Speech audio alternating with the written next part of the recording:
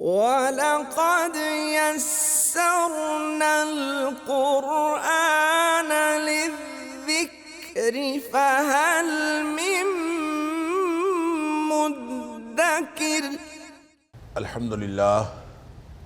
الحمد للہ وکفا وسلام علی عبادہ الذین اصطفیٰ، اشہد ان لا الہ الا اللہ وحدہ لا شریک لہ واشہد ان محمدا عبدہ ورسولہ صلی اللہ علیہ وآلہ وسلم۔ اللہم صلی علی محمد وعلی آل محمد کما صلیت علی ابراہیم وعلی آل ابراہیم انکا حمید مجید۔ اللہم بارک علی محمد وعلی آل محمد کما بارکت علی ابراہیم وعلی آل ابراہیم انکا حمید مجید۔ اما بعد فاعوذ باللہ السمیع العلیم من الشیطان الرجیم من ہمزہ ونفخہ ونفثہ، بسم اللہ الرحمن الرحیم۔ وَكَذَلِكَ جَعَلْنَا لِكُلِّ نَبِيٍّ عَدُوًّا مِّنَ الْمُجْرِمِينَ وَكَفَى بِرَبِّكَ هَادِيًا وَنَصِيرًا۔ اور اسی طرح ہم نے ہر نبی کے لیے مجرموں میں سے دشمن بنائے تھے، اور تیرا رب رستہ دکھانے کے لیے اور مدد دینے کے لیے کافی ہے۔ آیت نمبر 31 سورۃ الفرقان، یہاں سے آج کے سبق کا آغاز اللہ کی توفیق سے ہو رہا ہے، اور یہ پہلا حصہ مضامین کے اعتبار سے آیت نمبر 1 سے 34 تک یہ مکمل ہونے جا رہا ہے۔ اور اس حصے کے اندر جیسا کہ میں نے پہلے بھی عرض کیا تھا، وحی کی حقیقت، رسالت کی حقیقت، اور پھر ان کے اوپر جو مختلف قسم کے اعتراضات ان کے جوابات دیے گئے ہیں، اور تنبیہ کی گئی ہے نہ ماننے والوں کو نبی پاک صلی اللہ علیہ وآلہ وسلم کے اوپر نازل ہونے والی وحی کے جو دشمن ہیں ان کو تنبیہ کی گئی۔ اور اسی سلسلے میں جو اس سے ماقبل کی آیات ہیں، اس میں فرمایا گیا کہ ظالم جو ہے وہ قیامت والے دن اپنے ہاتھ کاٹ کاٹ کے کھائے گا، وَيَوْمَ يَعَضُّ الظَّالِمُ عَلَى يَدَيْهِ، اپنے ہاتھوں پہ کاٹے گا، اور حسرت اور افسوس کرے گا کاش میں اللہ کے رسول کے راستے پر چلا ہوتا۔ یہاں جن لوگوں نے اللہ کے رسول صلی اللہ علیہ وسلم والا راستہ نہیں اپنایا، وہ قیامت والے دن حسرت اور افسوس بن جائے۔ وہ ظالم کون ہے؟ ہر وہ شخص جو کسی کو حق نہیں دیتا وہ ظالم، لیکن اللہ کو اللہ کا حق نہ دینے والا وہ کائنات کا سب سے بڑا ظالم ہے۔ اس لیے ظالم سے مراد بالعموم مشرک، جو اللہ کو اللہ کا حق نہیں دیتا۔ ویسے کوئی بھی کسی قسم کا حق نہ دینے والا وہ ظالم ہی ہوتا ہے۔ تو جس نے قرآن کو قرآن کا حق نہیں دیا، نبی کریم صلی اللہ علیہ وسلم کو ان کا حق نہیں دیا، وہ ظالم ہے، اور وہ قیامت والے دن حسرت اور افسوس کرے گا۔ اور فرمایا پھر صرف ان کی حسرت اور افسوس کی بات نہیں ہے، اس کے مقابلے میں نبی اکرم صلی اللہ علیہ وآلہ وسلم بھی اللہ کے سامنے استغاثہ دائر فرما دیں گے۔ آپ فرمائیں گے ان قوم اتخذوا هذا القرآن مہجورا، کہ یا رب قال الرسول یا رب ان قوم اتخذوا هذا القرآن مہجورا، نبی اکرم صلی اللہ علیہ وسلم بھی قیامت والے دن یہ فرما دیں گے اللہ کے سامنے کہ میری اس قوم نے قرآن کو چھوڑ رکھا تھا۔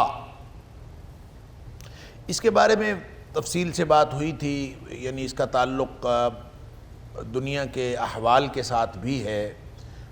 ایسا بھی ہو سکتا ہے کہ یہ نبی پاک صلی اللہ علیہ وسلم کے اس قول کی جانب تذکرہ ہو جو نبی پاک صلی اللہ علیہ وسلم جو بھی کفار تھے، جو بھی نہ ماننے والے تھے، جو بھی دشمنان دین تھے، یا نبی کریم صلی اللہ علیہ وآلہ وسلم کے معاندین تھے، آپ ان کے بارے میں ہمیشہ فکر مند رہتے تھے، اور آپ کا خیال یہ تھا کہ یہ لوگ سارے مسلمان بن جائے، اور قرآن کہتا ہے کہ آپ تو اپنے آپ کو گویا ہلاک ہی کر بیٹھیں گے۔ اس قدر نبی پاک صلی اللہ علیہ وآلہ وسلم کو افسوس ہوتا تھا، اور ان کے بارے میں دنیا میں ہی نبی پاک صلی اللہ علیہ وآلہ وسلم کا یہ فرمان ہے کہ یا رب ان قوم اتخذوا هذا القرآن مہجورا، کہ یہ میری قوم نے قرآن کو چھوڑ رکھا ہے، یعنی ان کا مسلسل عمل یہ ہے، کانا یہ انہوں نے وقال الرسول یا رب ان قوم اتخذوا، انہوں نے پکڑا ہوا ہے، لیا ہوا ہے، یعنی رسپانس کیا دیا ہے قرآن کو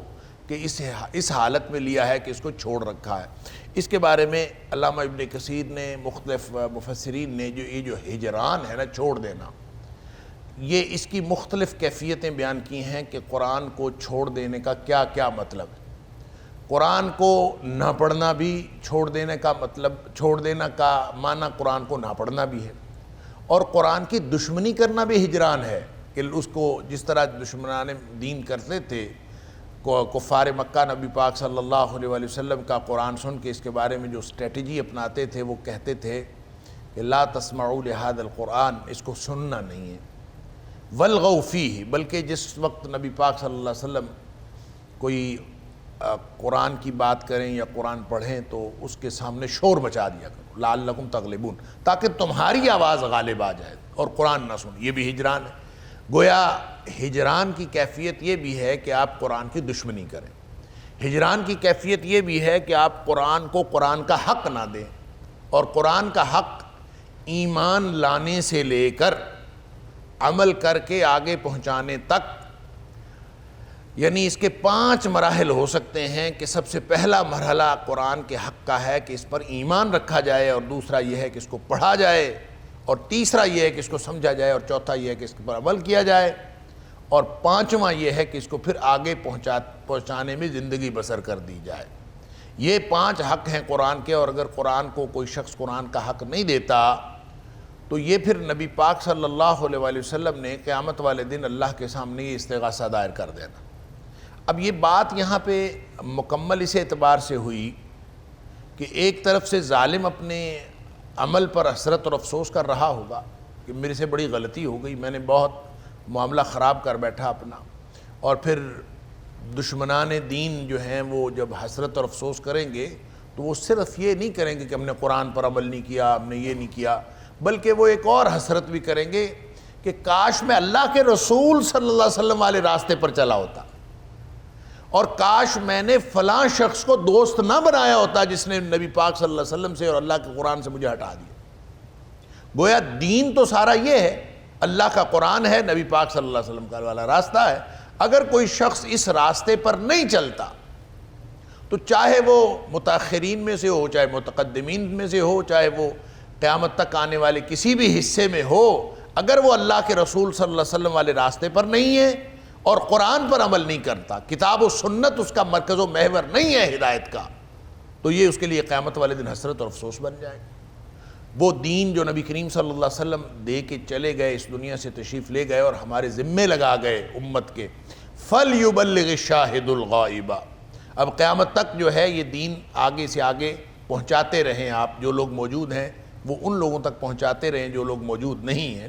تو وہ دین کریٹ کرنا نہیں ہے، دین نیا نہیں بنانا، دین کو اسی دین کو جو اللہ اور اس کے رسول صلی اللہ علیہ وسلم والا دین ہے، جو مکمل ہے، قرآن نے سرٹیفکیٹ دیا الیوم اکملت لکم دینکم واتممت علیکم نعمتی ورضیت لکم الاسلام دینا، وہ مکمل دین جو نبی کریم صلی اللہ علیہ وسلم اپنے صحابہ کو سکھا کے تشریف لے گئے اس دنیا سے، وہ دین قیامت تک لوگوں تک پہنچانا ہے، یہ ہے اصل میں ڈیوٹی۔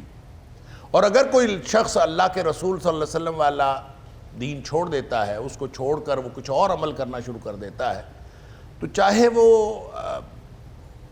دین کی بات ہی کر رہا ہو تاکہ اس کا نام دین ہی رکھا ہوا ہو، لیکن دین کے اندر جو بھی نئے کام پیدا کیے جاتے ہیں وہ اس کے بارے میں نبی کریم صلی اللہ علیہ وسلم نے فرمایا من عمل عملا لیس علیہ امرنا، جس نے کوئی ایک بھی کام ایسا کیا جس پر ہمارا حکم نہیں ہے، مدینے والے کی مہر نہیں ہے، میں عرض کیا کرتا ہوں، فہو رد، وہ ریجیکٹڈ ہے۔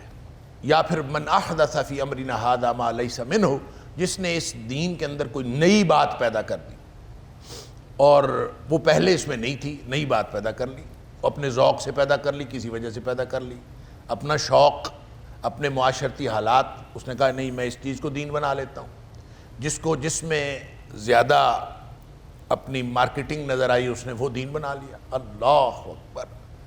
ہمارے ایک دوست ہیں، ان کا بیٹا جو ہے وہ اچھا بھلا ماشاءاللہ پڑھا لکھا حافظ قرآن اور دین بھی پڑھا ہوا، تو اس نے گھر سے بھاگ کر کسی دوسرے علاقے میں جا کے اپنا نام چینج کیا اور پیری مریدی شروع کی ہوئی ہے، کیونکہ یہ جو سیدھا سیدھا دین ہے اس میں مارکیٹنگ پوری نہیں ہوتی، یہ کمرشل نہیں ہوتا، اس کے اندر پورا وہ مفادات حاصل نہیں ہوتے، لہذا اس نے اپنی وہ پہچان ختم کی، کسی اور جگہ جا کے اس نے اپنی پہچان نہیں بنائی، نام بھی نیا بنایا، کوئی ساتھ نام رکھ دیا ہو گیا بخاری قریشی یا کوئی نسبت بنا لی ہوگی، اور بنا کے اس نے اپنا کام شروع کر دیا، کام چل رہا ہے اس کا، بڑا شاندار اس کا معاملہ ہے۔ تو یہ جو اصل میں دین کے نام پر جو ہم نے نئی نئی چیزیں بنائی ہیں، اس لیے نبی پاک صلی اللہ علیہ وسلم ہر خطبے میں فرمایا کرتے تھے کہ کل محدثۃ بدعہ، ہر جو نیا کام دین کے اندر پیدا کیا جائے گا وہ بدعت، وکل بدعۃ ضلالہ، اور ہر وہ بدعت جو ہے وہ گمراہی ہے، وکل ضلالۃ فی النار، اور ہر گمراہی جو ہے وہ جہنم کی طرف لے کے جانے والی۔ اللہ تعالیٰ معاف فرمائے۔ لہٰذا یہ قیامت والے دن کا جو حسرت اور افسوس ہے، یہ پہلے ہی ویل بیفور ٹائم یہ اویئر کر دیا گیا، سب کو شعور دے دیا گیا کہ قیامت والے دن یہ ہونا ہے۔ لہٰذا اگر اس قیامت والے دن کے حسرت اور افسوس سے بچنا ہے تو پھر یہاں موقع ہے کہ آج ہم اللہ کے رسول صلی اللہ علیہ وسلم کے لائے ہوئے دین کو تسلیم کر لیں۔ اگر اس کو تسلیم کر لیں تو پھر یہ سیدھا سیدھا انشاءاللہ یہ ہدایت ہے، یہ وہ راستہ ہے، وگرنہ قیامت سے پہلے جو حالات ہونے ہیں، جو موقع آنا ہے، اس میں تو نبی پاک صلی اللہ علیہ وسلم نے فرمایا داعی تو ہوں گے، لوگوں کو بلا رہے ہوں گے، اور جلسے بھی ہو رہے ہوں گے، اور کانفرنسیں بھی ہو رہی ہوں گی، اور امت جو ہے وہ سارا دین کے کام کر رہی ہوگی، لیکن وہ دعات الی ابواب جہنم، وہ جہنم کے دروازوں کی طرف بلا رہے ہوں گے، لیکن وہ جہنم کے دروازوں کی طرف بلا رہے ہوں گے، اور فرمایا من اجابہم الیہا، جو ان کی دعوت قبول کرے گا، قذفوہ فیہا، وہ اس کو جہنم میں جا پھینکے گا۔ کس قدر خوفناک بات! تو پھر کیا معیار ہے؟ لہذا معیار ایک ہی ہے، اور وہ دین ہے جو نبی اکرم صلی اللہ علیہ وسلم نے مدینہ طیبہ سے جاری فرمایا، ایشو فرمایا، جس کے اوپر مدینے کی مہر ہے، اور جس کے اوپر کتاب و سنت کی مہر، وہی دین ہے، اس کے علاوہ کوئی دین نہیں۔ کوئی بھی کسی چیز کو، کوئی شخص، میرا ذوق اور ہو سکتا ہے، آپ کا ذوق اور ہو سکتا ہے، کوئی بھی اپنے ذوق کے مطابق دین بنا سکتا ہے۔ تو یہ ہے جو حسرت اور افسوس بنے گا، اور جو نبی پاک صلی اللہ علیہ وسلم فرمائیں گے، جو آپ کا استغاثہ ہے، وہ بھی یہ ہے ان قوم اتخذوا هذا القرآن مہجورا، یہ میری قوم نے چھوڑ رکھا۔ وَلَقَدْ يَسَّرْنَا الْقُرْآنَ لِلذِّكْرِ فَهَلْ مِن مُدَّكِرٍ وَلَقَدْ يَسَّرْنَا الْقُرْآنَ لِلذِّكْرِ فَهَلْ مِن مُدَّكِرٍ۔ اب آگے اللہ کریم فرماتے ہیں کہ وَكَذَلِكَ جَعَلْنَا لِكُلِّ نَبِيٍّ عَدُوًّا مِنَ الْمُجْرِمِينَ، کیونکہ نبی پاک صلی اللہ علیہ وسلم کو بہت دکھ ہوتا تھا اس بات پر کہ لوگ دشمنی کرتے ہیں، اور لوگ سیدھا قرآن، اللہ کے سبحان اللہ، جو نبی پاک صلی اللہ علیہ وسلم جیسا ہادی اور رہنما ہو، قرآن جیسی کتاب اور رہنمائی آسمانوں سے اتری ہو، تو اس کا انکار کرنا کسی سلیم الفطرت آدمی سے تو ممکن نہیں ہوتا۔ تو نبی پاک صلی اللہ علیہ وسلم اس پر اتنا افسوس کرتے تھے کہ ان کو کیا ہے کہ یہ کیوں نہیں مانتے۔ اللہ فَلَعَلَّكَ بَاخِعٌ نَفْسَكَ عَلَىٰ آثَارِهِمْ إِن لَّمْ يُؤْمِنُوا بِهَٰذَا الْحَدِيثِ آسَفًا، کہ آپ تو اے حبیب صلی اللہ علیہ وسلم اپنے آپ کو ہلاک ہی کر ڈالیں، اس قدر افسوس کرتے ہیں کہ یہ ایمان کیوں نہیں لاتے، اس پہ ان کے ایمان نہ لانے پر اس قدر افسوس۔ تو ان کو پھر نبی کریم صلی اللہ علیہ وسلم کو یہ بات بتائی جا رہی ہے کہ آپ پریشان نہ ہوں، آپ اس پر یہ فکر نہ کریں کہ یہ صرف گویا آپ کے ساتھ ہو رہی ہے، یہ معاملہ پہلے بھی یہ کیفیت ہوتی آئی ہے۔ وَكَذَلِكَ جَعَلْنَا لِكُلِّ نَبِيٍّ عَدُوًّا، ہم نے ہر نبی کے دشمن بنائے تھے، من المجرمین، اور دشمن کہاں سے تھے؟ مجرموں میں سے۔ جو بھی مجرم ہوتے ہیں وہ سارے کے سارے، جتنی ایک کمیونٹی ہوتی ہے مجرموں کی، تو یہ سارے مجرم مل کے یہ نبیوں کے خلاف ہوتے ہیں۔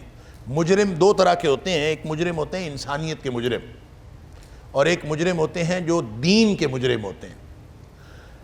اللہ کا دین اسلام سب سے بڑا پروٹیکٹر ہے انسانیت کا، لہذا وہ جو عالمگیر اقدار پائی جاتی ہیں پوری دنیا میں، عالمگیر انسانی اقدار، وہ انسانی اقدار سب سے زیادہ محفوظ ہیں اللہ کے دین اسلام کے اندر۔ لہذا جو مجرم عالمگیر اقدار کا ہے وہی مجرم ہوتا ہے اسلام کا، جس کی فطرت ڈیمیج ہوتی ہے وہی اسلام کی مخالفت کرتا ہے، وگرنہ جس کی فطرت صحیح سالم ہو، وہ چاہے کسی بھی دور کا رہنے والا ہو، کہیں کسی بھی علاقے کا رہنے والا ہو، جس کی ذہنیت مجرمانہ نہیں ہے اور انسانی اقدار کو پامال کرنا جس کا رویہ نہیں ہے، وہ اسلام کو وہ منوہن قبول کرتا ہے، اور وہ پھر کبھی نبی پاک صلی اللہ علیہ وسلم کا دشمن نہیں ہوتا۔ دشمنی کون کرتا ہے؟ من المجرمین، عدو من المجرمین۔ یہ مجرم اصل میں انسانیت کے بھی مجرم ہوتے ہیں، اور یہی دین کے مجرم ہوتے ہیں، اور یہی اللہ کے رسول صلی اللہ علیہ وسلم کی دشمنی کرتے ہیں۔ لہذا فرمایا کہ یہ تو کہانی ہمیشہ سے چل رہی ہے۔ اللہ اکبر، جیسے اقبال نے کہا تھا ستیزہ کار رہا ہے ازل سے تا امروز، اللہ چراغ مصطفی سے شرار بولہ بیست۔ یہ تو ازل سے یہ چل رہا ہے کہ یہ جو خیر اور شر کی قوتیں ہیں یہ آپس میں ٹکراتی ہیں، اور شر جو ہے وہ سارا اکٹھا ہو جاتا ہے اور وہ خیر کے مقابلے میں ایک قوت بن جاتا ہے، اور یہ دشمنی کرتے ہیں، کرتے آئے ہیں، سارے نبیوں کے دشمن رہے ہیں۔ تو کسی کا دشمن ہونا اس بات کی دلیل نہیں ہوتی کہ اس میں صداقت نہیں ہے یا وہ سچا نہیں ہے۔ تو اللہ کا نبی اکرم صلی اللہ علیہ وسلم کو تسلی دی جا رہی ہے کہ یہ دشمنی جو ہو رہی ہے یہ صرف آپ سے نہیں ہو رہی، یہ آدم علیہ السلام سے لے کر عیسیٰ علیہ السلام تک ہر نبی کے ساتھ دشمنی ہوئی۔ وَكَذَلِكَ جَعَلْنَا لِكُلِّ نَبِيٍّ عَدُوًّا مِّنَ الْمُجْرِمِينَ۔ تو ظاہر ہے ان کی ایک مجرموں کی طاقت ہوتی ہے، ایک ان کی کمیونٹی اور قوت ہوتی ہے، وہ نبیوں کی دشمنی کرتے ہیں۔ وَكَفَى بِرَبِّكَ هَادِيًا وَنَصِيرًا، اور جو تیرا رب ہے نا وہ بطور ہادی اور بطور مددگار وہی کافی ہے۔ وَكَفَى، اور کافی ہے، بِرَبِّكَ تیرا رب، هَادِيًا راستہ دکھانے والا، وَنَصِيرًا اور مددگار کے طور پر۔ سبحان اللہ، یعنی جتنی مرضی جو گراؤنڈ ریالٹیز ہیں وہ گھناؤنی ہو جائیں اور بہت خوفناک صورتحال ہو جائے، اللہ تعالیٰ راستہ بھی دکھاتا ہے، راستہ نکالتا بھی ہے اور مدد بھی کرتا ہے۔ وقال الذين كفروا لولا نزل عليه القرآن جملة واحدة، اور کافروں نے یہ بھی اعتراض کیا، لولا نزل عليه القرآن جملة واحدة، کہ قرآن اس پر اکٹھا ایک ہی بار یکبارگی نازل کیوں نہیں کیا گیا۔ اللہ اکبر، یعنی قرآن تقریباً 23 برس میں نازل ہوا، 22 سال 5 ماہ اور 22 دن یا 11 دن، اتنا عرصہ قرآن نازل ہوتا رہا۔ تو ان کا ایک اعتراض یہ تھا کہ یہ اگر قرآن اللہ کا کلام ہے اور آپ اللہ کے نبی ہیں تو قرآن کیوں نہیں ایک دم ایک بار ہی اکٹھا آپ کے اوپر نازل ہو جاتا؟ یہ بھی ایک اعتراض، حالانکہ اعتراض بڑا اعتراض ہے۔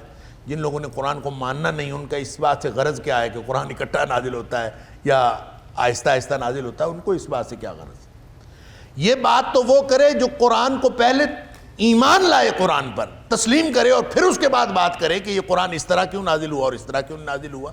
جنہوں نے اعتراضات کرنے ہوتے ہیں انہوں نے صرف اعتراضات کرنے، حالانکہ اللہ کا کلام ہے، اللہ نے اپنے حبیب صلی اللہ علیہ وسلم پر نازل کیا ہے، وہ اکٹھا نازل کرے، وہ تھوڑا تھوڑا کر کے آہستہ آہستہ کر کے کرے، اس میں کسی کو کیا اعتراض ہے اور کسی کا اعتراض بنتا بھی کیوں ہے؟ لیکن جنہوں نے اعتراض کرنا ہوتا ہے وہ نقطے نکالتے رہتے ہیں، نقطہ آفرینیاں کرتے رہتے ہیں، ایسے کیوں نہیں ہوا، ایسے کیوں نہیں ہوا، ایسے کیوں نہیں، آج تک ایسے ہے دین کے اندر۔ جنہوں نے دین کو ماننا ہے ان کو کوئی اعتراض نہیں، اعتراض ان کو ہے جنہوں نے نہیں ماننا، وہ کرتے ہیں نقطہ آفرینیاں، قرآن سے نکال لائیں گے آیت، اس آیت کا کیا مطلب ہے، یہ جی بتائیں جی اس میں فلاں بات میں کیا حکمت ہے۔ بھئی آپ نے اگر اس کو تسلیم کرنا ہے، آپ نے ماننا ہے تو پھر حکمتیں پوچھیں نا. اور صحیح بات یہ ہے کہ جنہوں نے مان لینا ہوتا ہے وہ کبھی حکمتیں نہیں پوچھتے. ان کے لیے یہ بڑی حکمت ایک ہی کافی ہے کہ اللہ کا حکم ہے، اللہ کے رسول صلی اللہ علیہ وسلم کا حکم. اس سے بڑی حکمت دنیا کائنات میں اور کوئی نہیں.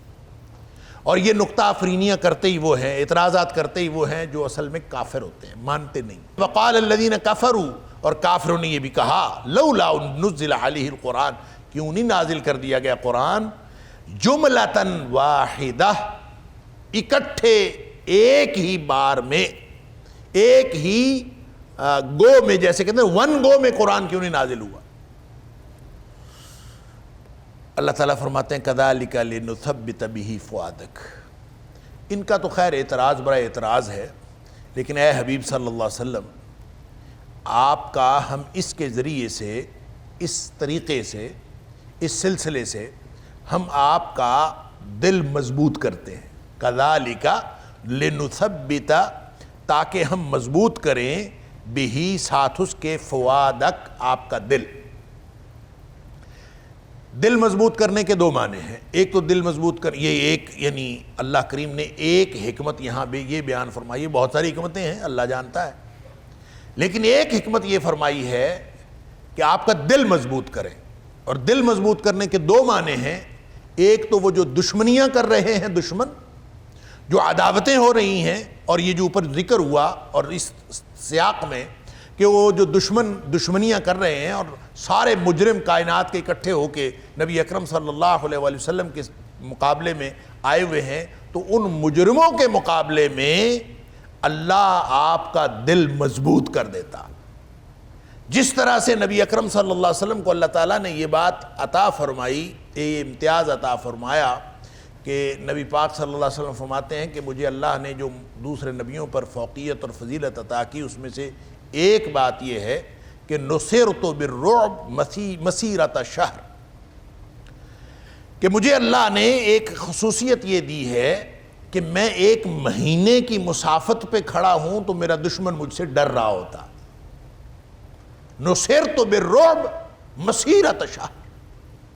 نبی کریم صلی اللہ علیہ وسلم ایک مہینے کی مسافت پہ ہوتے ہیں اور دشمن کی ٹانگیں کانپ رہی ہوتی ہیں کہ یہ کسی بھی وقت نبی پاک صلی اللہ علیہ وسلم ان کے ساتھ ہی حملہ کر دیں گے اور ہمارا تیا پانچا کر دیں گے. یہ ایک رعب دشمن کے دل میں. یہ کس چیز کا رعب ہے؟ یہ اللہ نے ڈالا ہے. یہ نبی اکرم صلی اللہ علیہ وآلہ وسلم کا رعب ہے. اور اس کا مطلب یہ ہے کہ امتیوں میں سے بھی جو قرآن اور نبی کریم صلی اللہ علیہ وسلم کی سیرت کے ساتھ جڑ جائے گا، اللہ تعالیٰ ان کا رعب بھی کافروں کے دلوں میں ڈال دیں گے.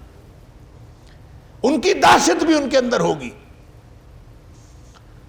ہمیں کافروں نے کہا کہ تم لوگ دہشت گرد ہو. اب دہشت گردی کی ان کی اپنی ڈیفینیشن.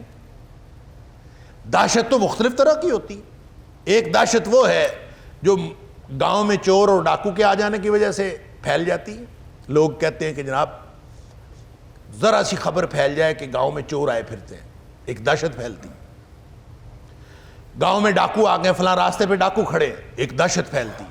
اس علاقے میں ڈاکوؤں کا بہت آنا جانا ہے، دہشت پھیلتی. ایک دہشت وہ ہے جو ڈاکوؤں اور چوروں میں پھیلتی ہے جب یہ بتایا جائے کہ پولیس آ گئی ہے اور قانون نافذ کرنے والے ادارے پہنچ گئے ہیں.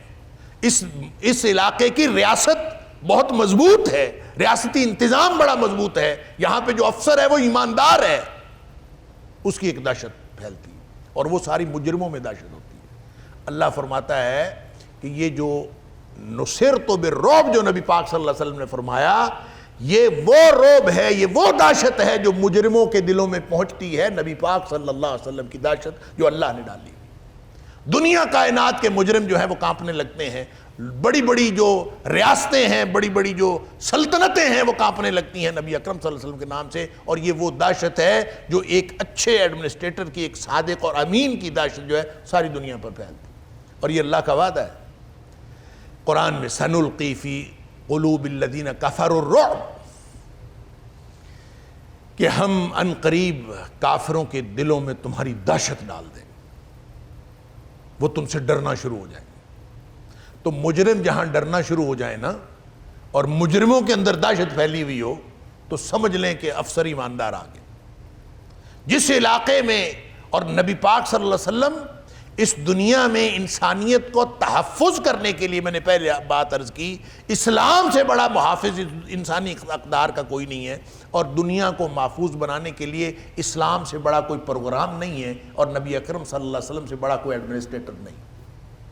لہذا جو بھی اس پر چلے گا، اس تحفظ کو یقینی بنانے کے لیے جو بھی اس پر چلے گا، تو دنیا کے مجرموں میں دہشت تو پھیلے گی۔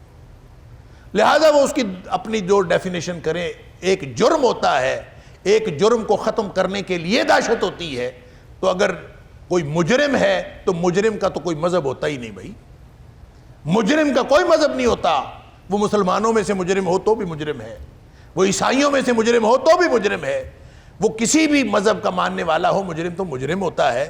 لیکن جو دہشت، جو رعب اللہ کا کریم نے نبی اکرم صلی اللہ علیہ وسلم کو عطا کیا ہے، یا جو اللہ کریم نے نبی پاک صلی اللہ علیہ وآلہ وسلم کو ایک طاقت عطا کی ہے، دہشت بھی، رعب بھی اور طاقت بھی، یہی فرمایا تھا نبی کریم صلی اللہ علیہ وسلم نے کہ قرب قیامت، اللہ اکبر، حضرت ثوبان رضی اللہ تعالی عنہ راوی ہیں، تو یہی بات نبی کریم صلی اللہ علیہ وسلم نے فرمائی تھی کہ حالات بڑے خراب ہو جائیں گے، اور ایک وقت آئے گا کہ دنیا کی اقوام تمہارے اوپر، یعنی مسلمانوں کے اوپر، اس طرح سے ٹوٹ پڑیں گی جس طرح بھوکے اپنے کھانے کے اوپر ٹوٹ پڑتے ہیں۔ تو حضرت ثوبان رضی اللہ تعالیٰ عنہ فرماتے ہیں کہ وَمِن قِلَّةِ نَحْنُ يَوْمَئِذٍ، کہ اے اللہ کے رسول صلی اللہ علیہ وسلم، تھوڑے ہوں گے اس لیے دنیا کی اقوام ہمارے اوپر ٹوٹ پڑیں گی۔ ظاہر ہے تھوڑے کو دیکھ کر، چھوٹے کو دیکھ کر ہر مجرم شیر ہو جاتا ہے، تو کیا ہم اس وقت دنیا میں تعداد کے اعتبار سے تھوڑے ہوں گے اس لیے ہمارے اوپر دنیا ٹوٹ پڑے گی؟ فرمایا نہیں، اس وجہ سے نہیں ٹوٹے گی، وَلَٰكِنَّكُمْ يَوْمَئِذٍ كَثِيرٌ، بلکہ اس دن تو تمہاری بہت بڑی تعداد ہوگی، یعنی بڑی تعداد میں پوری دنیا میں مسلمان ہوں گے، لیکن حالات یہ ہو جائیں گے کہ دنیا کی طاقتیں تمہارے اوپر ٹوٹ پڑیں گی، اور بلکہ نبی پاک صلی اللہ علیہ وسلم نے فرمایا کہ تم ہوگے تو بہت زیادہ، لیکن تمہاری کیفیت یہ ہوگی غثاءً کا غثاء السیل، اللہ اکبر، تمہاری صورتحال یہ ہوگی جیسے سیلاب آتا ہے نا، تو اس کے آگے خس و خاشاک ہوتے ہیں، وہ جو سیلاب کے آگے گند، کوڑا جو صرف سیلاب کے رحم و کرم پر ہوتا ہے اور سیلاب کے آگے خس و خاشاک کی طرح بہہ جاتا ہے، فرمایا تمہاری حالت بھی اس خس و خاشاک جیسی ہو، جدھر سے سیلاب آیا تم ادھر کو بہہ جاؤ۔ اللہ اکبر۔ اور ساتھ پھر نبی پاک صلی اللہ علیہ وسلم نے فرمایا وَلَيَنزِعَنَّ اللَّهُ مِن قُلُوبِ عَدُوِّكُمْ الْمَهَابَةَ مِنْكُمْ، اللہ تمہارے دشمن کے دل سے تمہاری دہشت نکال دے گا۔ وہ جو وعدہ تھا نا سَنُلْقِي فِي قُلُوبِ الَّذِينَ كَفَرُوا الرُّعْبَ، کہ کافروں کے دلوں میں تمہارا رعب پڑے گا، تمہاری دہشت پھیلے گی، اور وہ ڈر جائیں گے تم سے، اور نبی پاک صلی اللہ علیہ وسلم سے مہینے کی مسافت سے ڈرتے تھے۔ فرمایا کہ جب تم خس و خاشاک کی طرح ہو جاؤ گے، حالات اس طرح ہو جائیں گے، تو پھر تمہارے دشمن کے دل سے تمہاری ہیبت بھی نکال لی جائے گی، ڈرے گا کوئی؟ کون ڈرتا ہے کسی سے؟ ایمان والا ایک ہو تو دنیا ڈرتی ہے۔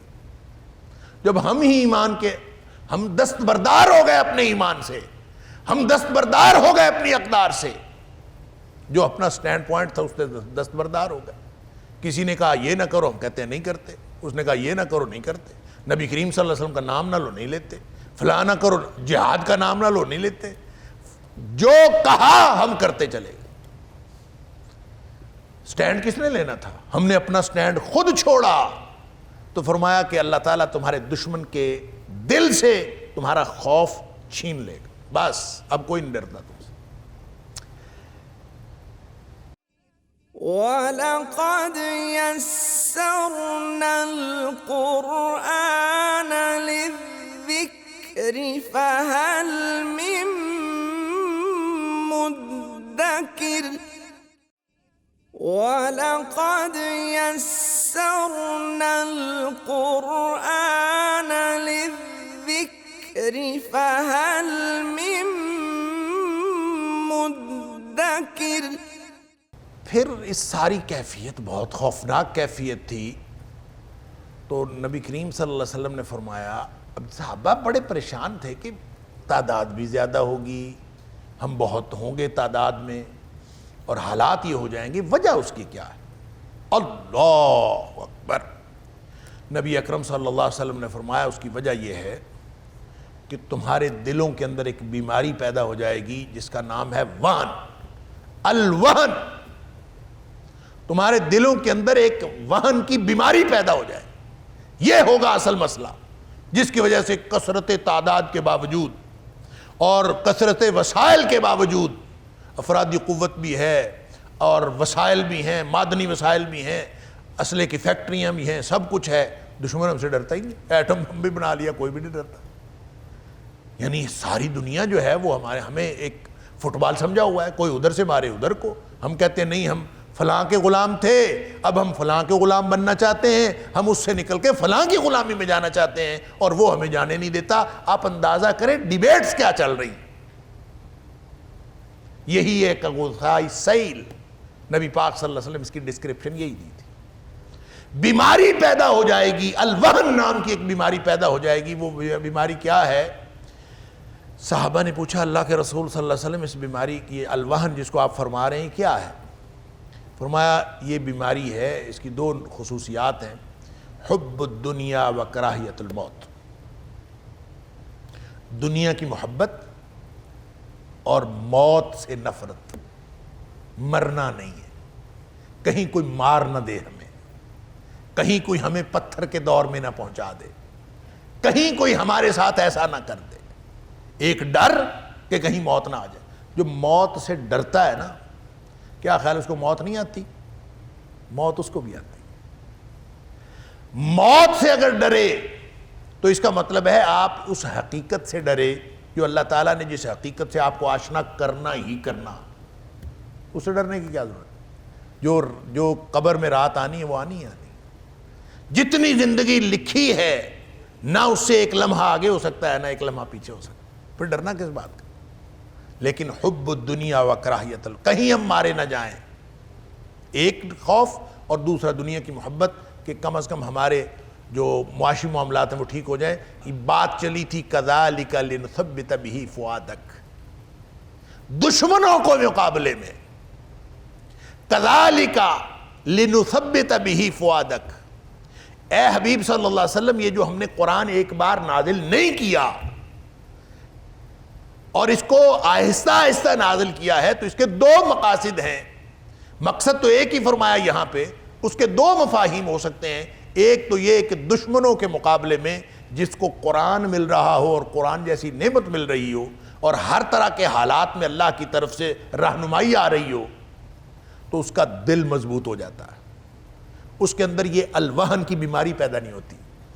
اور اگر اللہ اس بیماری کے دوران بھی توفیق دے دے کسی کو قرآن پڑھنے کی، قرآن آج بھی دلوں کی شفا ہے، دلوں کی بیماریاں آج بھی اس سے ختم ہو سکتی ہیں۔ پانی میں پڑا رہا لوہا جس طرح بیکار ہو جاتا ہے، اسی طرح دل بھی بیکار ہو جاتے ہیں۔ جس طرح وہ لوہا کسی کام کا نہیں رہتا، اسی طرح دل بھی کسی کام کا نہیں رہتا، زنگ آلود ہو جاتا ہے۔ اللہ اکبر! تو زنگ آلود دل کو پھر چینج کر لینا چاہیے نا، کوئی نیا دل لے لے تو دل نیا مل جاتا ہے۔ آج کل شاید سائنس کہتی ہے کہ کسی اور کا دل لگا لے، اگر وہ دل پہلے ہی زنگ آلود ہو۔ پچھلے دنوں سائنسدانوں نے بتایا کہ جناب کسی خنزیر کا دل لگا دیا، کسی انسان کو خنزیر کا دل لگا دیا، پوری دنیا میں بڑی بحث اٹھی، او دل خنزیر کا لگ گیا، تمہاری شریعت کہتی ہے دل ہر چیز کا مرکز ہے، تو دل تو لگا دیا خنزیر کا، اب خنزیر کے دل کے ساتھ جو انسان زندہ ہے تم کہتے ہو کہ ہر چیز کا مرکز۔ اور نبی پاک صلی اللہ علیہ وسلم نے فرمایا، ہم نے کیا کہا؟ نبی کریم صلی اللہ علیہ وسلم نے فرمایا دل انسانی جسم کے اندر ایک مضغہ ہے، اگر وہ صحیح ہو جائے تو سارا جسم ٹھیک ہو جاتا ہے، اگر وہ خراب ہو جائے تو سارا جسم خراب ہو جاتا ہے، الا وہی القلب، اور وہ دل ہے۔ تو دل کے ساتھ اگر سارے جسم کے ظاہری باطنی سب کچھ اس کے ساتھ منسلک ہے تو دل خنزیر کا لگ گیا تو اب کیا ہوگا؟ پوری دنیا میں بڑی بحث اٹھی. تو میں نے اس وقت بھی ٹی وی پہ کہا تھا، میں نے کہا تھا آج تو آپریشن ہوا ہے نا، آج تو انہوں نے دل چینج کیا ہے نا. پھر آپ دیکھیں کہ وہ جو شخص اگر زندہ رہتا ہے تو وہ باقی کی زندگی انسانوں جیسی گزارتا ہے یا خنزیروں جیسی گزارتا ہے. اگر وہ اس کے بعد بھی انسانوں جیسی زندگی گزارے تو پھر کہہ لیجئے گا نعوذ باللہ من ذالک کہ نبی پاک صلی اللہ علیہ وسلم کی بات سچی نہیں تھی. اور اگر وہ خنزیروں جیسی بلکہ اس سے بھی بدتر زندگی گزارے تو پھر سمجھ لیجئے گا کہ نبی کریم صلی اللہ علیہ وسلم نے اس ساری سائنس کی ترقیاں ایک طرف، نبی پاک صلی اللہ علیہ وسلم کا فرمان سب سے اوپر. لہذا وہ پتہ چلا وہ 2-4 دن پتہ نہیں 2-4 ہفتے زندہ رہا، اس کو مر گیا. کیسے ہو سکتا ہے کہ قیامت تک سائنس جتنی بھی ترقی کر رہی ہے اس کی ساری باتیں سائنس کی جو بھی حقیقت سے تعلق رکھتی ہیں قرآن نے وہ پہلے بتا دی، اور اس نئی نئی تحقیق سے جو بھی بات سامنے آئے گی لوگوں کو پتہ چلے گا کہ قرآن نے جو کہا تھا وہ وہی صحیح تھا. سبحان اللہ. اور یہ بات پتہ چلی کہ قرآن نے جو کہا تھا وہی صحیح تھا. لہٰذا وہ جو دل کی بیماریاں ہیں، دل خراب ہو گیا تو اس کو ٹھیک کیسے کرنا ہے؟ 2 چیزیں ہیں، کثرت ذکر الموت و تلاوت القرآن. موت کا تذکرہ آپ بار بار کیا کرو، موت کو یاد رکھنا زیادہ، یہ بھی دل کو صاف کرتا ہے. و تلاوت القرآن، اور قرآن کی تلاوت. یہ قرآن کو آپ پڑھنا شروع کر دیں تو یہ آپ کے دل کو صاف بھی کرتا ہے، مضبوط بھی کرتا ہے. اور جو نبی پاک صلی اللہ علیہ وسلم نے کو فرمایا نا کہ کذالک لنثبت بہ فؤادک، اے حبیب صلی اللہ علیہ وسلم یہ اس لیے ہم نے قرآن کو اکٹھا نازل نہیں کیا کہ جب آپ کو جس طرح کی ضرورت ہو ہم اس طرح کی وحی نازل کرتے ہیں اور آپ کا دل مضبوط ہو جاتا ہے. دلوں کی بیماریوں کی شفا ہے اور دلوں کی مضبوطی کا ذریعہ ہے. مضبوطی کا مطلب ایک تو یہ ہے، اور دوسرا مطلب یہ ہے کہ قرآن اگر یکبارگی نازل ہو، ظاہر ہے 114 صورتیں ہیں، 6234 یا 235 آیات ہیں یا 236، اتنی آیات ایک دم ایک دن میں نازل ہو جائیں تو ان کو یاد کرنا مشکل ہے نا. بنیادی ذریعہ کتابت نہیں تھا، یہ تو قرآن لکھا ہوا آج موجود ہے نا. بنیادی ذریعہ حفاظت قرآن کا وہ حافظہ تھا، لوگوں نے حفظ کیا ہے. خود نبی پاک صلی اللہ علیہ وسلم نے اس کو حفظ کیا ہے. قرآن نازل ہوتا تھا آپ کو یاد ہو جاتا تھا. نبی کریم صلی اللہ علیہ وسلم جلدی فرماتے تھے کہ میں اس کو جلدی جلدی پڑھ لوں، تو اللہ تعالیٰ نے فرمایا کہ نہ جلدی کرنے کی کوئی ضرورت نہیں، آپ اس کو آرام آرام سے پڑھا کریں، یہ ہمارے ذمے ہے آپ کو یاد کروانا، آپ اس کو آرام آرام سے پڑھا کریں. نبی کریم صلی اللہ علیہ وسلم جب جبریل سے سنتے تھے تو آپ کوشش کرتے تھے جلدی جلدی پڑھ کے میں اس کو، اللہ فرمایا ایسا کرنے کی کوئی ضرورت نہیں، ہم پڑھاتے ہیں ہم ہی یاد کروائیں گے. اور یہ کذالک لنثبت بہ فؤادک کا دوسرا معنی یہ ہے کہ تاکہ آپ تھوڑا تھوڑا کر کے آپ ساتھ ہی ساتھ یاد کرتے جائیں. قرآن کے ساتھ آپ کا دل جڑا رہے. کیا مطلب؟ قرآن آپ کے دل میں پختگی کے ساتھ دل میں قائم رہے. تو ایک دل کا مضبوط ہونا دشمنوں کے مقابلے میں اور ایک دل کا مضبوط ہونا قرآن کے ساتھ. لہٰذا وہ جو سارے کے سارے یہ نبی کریم صلی اللہ علیہ وسلم کی، وہ آپ کو تو وحی آتی تھی، آپ تو اللہ کے نبی تھے. معاملہ اصل میں نبی کریم صلی اللہ علیہ وسلم کو ماننے والوں کا تھا. جب یہ کہا جائے کہ تیرا دل مضبوط کرنا ہے تو اس کا مطلب امتیوں کا دل مضبوط کرنا. لہذا جو شخص بھی قرآن کو، وہ امی تھے، ان پڑھ تھے، اور اس قوم کو قرآن حفاظت کے لیے تیار بنانا اور قرآن کی حفاظت کے لیے تیار کرنا، پھر وہ کس طرح قرآن کو محفوظ رکھتے. اللہ تعالیٰ نے ایسا انتظام کر دیا، تھوڑا تھوڑا کر کے قرآن نازل ہوتا تھا، وہ ہر بندہ ساتھ ساتھ یاد کر لیتا تھا. اور 23 برس لگے، اتنا عرصہ لگا قرآن کو نازل ہونے میں، اور ہزاروں جو ہیں وہ جتنے صحابہ کرام تھے ان میں سے جس جس کا شوق تھا وہ سارے حفاظ بن گئے. سبحان اللہ. اور قرآن محفوظ ہو گیا. تو دلوں کی مضبوطی، کذالک لنثبت بہ فؤادک، یہ ایک بات بتائی ہے قرآن کے اس تدریج کے ساتھ، ترتیب کے ساتھ نازل ہونے کے بے شمار فوائد. لیکن یہاں اللہ کریم نے یہ ایک بات فرمائی، سیاق و سباق کے اعتبار سے لگتا یوں ہے کہ ایک تو یہ بات کہ دشمنوں کے مقابلے میں مضبوطی، جس نے بھی قرآن کو اپنا مشن بنا لیا اور قرآن کو اپنا مطمع نظر بنا دیا، قرآن کا وعدہ ہے کہ قرآن اس کو کبھی گرنے نہیں دیتا۔ نبی کریم صلی اللہ علیہ وسلم نے فرمایا ان اللہ تعالی یرفع بہذا الکتاب اقواما ویضع بآخرین، یہ قرآن جو ہے اس کو اللہ نے معیار بنایا ہے، اس قرآن کے ساتھ اللہ بہت ساری قوموں کو عروج نصیب کرتا ہے، اور اسی قرآن کے ساتھ بہت ساری قومیں وہ شکست کا شکار ہو جاتی ہیں۔ گویا قوموں کا جو فلسفہ عروج و زوال ہے یہ قرآن ہے، قرآن سے جڑنے کے ساتھ۔ تو یہ جو مضبوطیاں ہیں، یہ جو لوگوں کی قوت ہے، یہ قرآن۔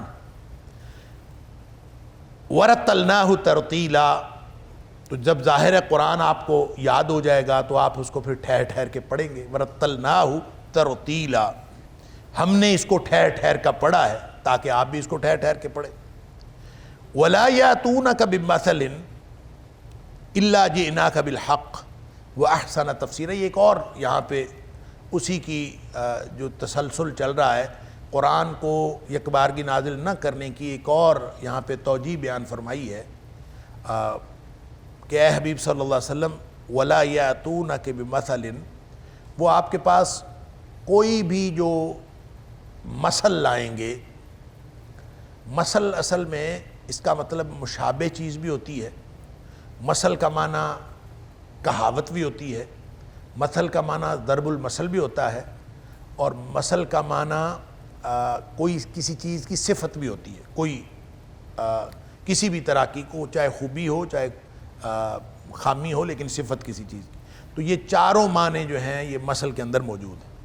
تو لوگ جو ہیں وہ قرآن کے بارے میں چونکہ مختلف قسم کی ہرزہ سرائیاں کرتے تھے، تو ایک جواب ان کو یہ دیا گیا ہے کہ اے حبیب صلی اللہ علیہ وآلہ وسلم، یہ قرآن کے یکبارگی نازل نہ ہونے کی ایک وجہ یہ ہے کہ جب بھی یہ کوئی قرآن کے بارے میں ہرزہ سرائی کریں، کوئی کہاوت، کوئی ضرب المثل، کوئی ایسی سوال و جواب، کوئی اعتراض، کوئی بھی بات کریں، تو جب یہ ایک ہی بار قرآن نازل ہو چکا ہوگا تو اب اگر یہ کوئی بات کہیں گے تو پھر اس کا جواب کون دے گا؟